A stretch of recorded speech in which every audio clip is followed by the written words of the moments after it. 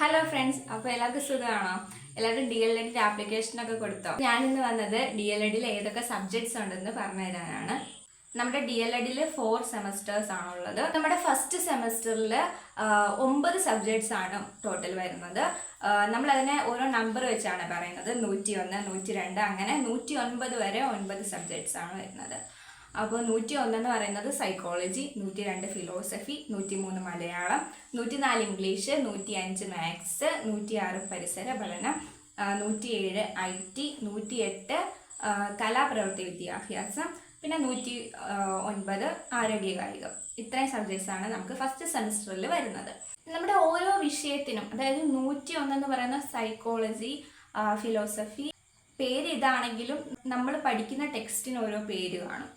അതായത് ഇപ്പോൾ 101 സൈക്കോളജി ആണെങ്കിൽ അതിൻ്റെ പേര് വിദ്യാഭ്യാസ മനഃശാസ്ത്രം സിദ്ധാന്തവും പ്രയോഗവും എന്നാണ് അതിൻ്റെ പേര്. പിന്നെ സൈക്കോളജി സെക്കൻഡ് സെമസ്റ്ററിൽ 201 വരുമ്പം വിദ്യാഭ്യാസ മനഃശാസ്ത്രം പഠനവും പഠന പ്രക്രിയയും എന്നാകും. അങ്ങനെ ഓരോ പേരുണ്ട്. ഞാനിവിടെ സൈഡിൽ കൊടുത്തേക്കാം അതിൻ്റെ പേരെല്ലാം. ഫസ്റ്റ് സെമസ്റ്ററിൽ ഇത്രയും സബ്ജക്ട്സ് ഉണ്ടെങ്കിലും നമുക്ക് പരീക്ഷ വരുന്നത് 2 സബ്ജക്ട്സേ ഉള്ളൂ. 101ൻ്റെയും 102ൻ്റെയും പരീക്ഷ ആയിരിക്കും വരുന്നത്, അതായത് സൈക്കോളജിയും ഫിലോസഫിയും. പിന്നെ അടുത്തത് സെക്കൻഡ് സെമസ്റ്റർ ആണ്. സെക്കൻഡ് സെമസ്റ്ററിൽ ഇതുപോലെ തന്നെ നമ്പർ തുടങ്ങുന്നത് 201, 202 അങ്ങനെയാണ് തുടങ്ങുന്നത്. അങ്ങനെ ടോട്ടൽ 210 വിഷയമാണ് നമുക്ക് സെക്കൻഡ് സെമസ്റ്ററിൽ വരുന്നത്. 201 എന്ന് പറയുന്നത് സൈക്കോളജി, 202 ഫിലോസഫി, 203 മലയാളം. അങ്ങനെ ഫസ്റ്റ് സെമസ്റ്ററിലെ പോലെ തന്നെ സെക്കൻഡ് സെമസ്റ്ററിലും 210 എക്സ്ട്രാ കയറി വരുന്നുണ്ട്. 210 എന്ന് പറയുന്നത് നമ്മുടെ സോഷ്യലാണ്, സാമൂഹ്യ ശാസ്ത്രം. സെക്കൻഡ് സെമസ്റ്ററിൽ വരുന്ന എക്സാംസ് 201, 202, 207, 208. അതായത് സൈക്കോളജി, ഫിലോസഫി, 207 IT ആണ്. IT പ്രാക്ടിക്കലാണ് നമുക്ക് എക്സാം വരുന്നത്, സെക്കൻഡ് സെമസ്റ്ററിലാണ്. പിന്നെ വരുന്നത് കലാപ്രവൃത്തിയാണ്. കലാപ്രവൃത്തിയുടെ എക്സാമും സെക്കൻഡ് സെമസ്റ്ററിലാണ് വരുന്നത്. തേർഡ് സെമസ്റ്ററിൽ വരുമ്പോൾ ഇതേപോലെ തന്നെ 301, 302 എന്ന് പറഞ്ഞ് psychology, philosophy, Malayalam, English, maths, science. Third സെമസ്റ്ററിൽ നമുക്ക് IT ഇല്ല. കലാപ്രവൃത്തിയുണ്ട്, ആരോഗ്യകായികമുണ്ട്. തേർഡ് സെമസ്റ്ററിൽ സോഷ്യലും ITയും ഇല്ല, ബാക്കിയെല്ലാം ഉണ്ട്.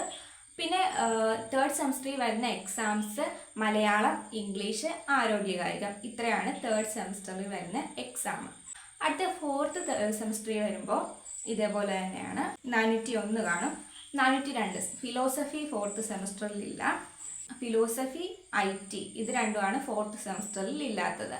ബാക്കി എല്ലാ സബ്ജക്റ്റും ഫോർത്ത് സെമസ്റ്ററിലുണ്ട്. ഫോർത്ത് സെമസ്റ്ററിൽ എക്സാം വരുന്നത് മാത്സ്, സയൻസ്, സോഷ്യൽ. ഇത് മൂന്നുമാണ് ഫോർത്ത് സെമസ്റ്ററിൽ എക്സാം വരുന്നത്.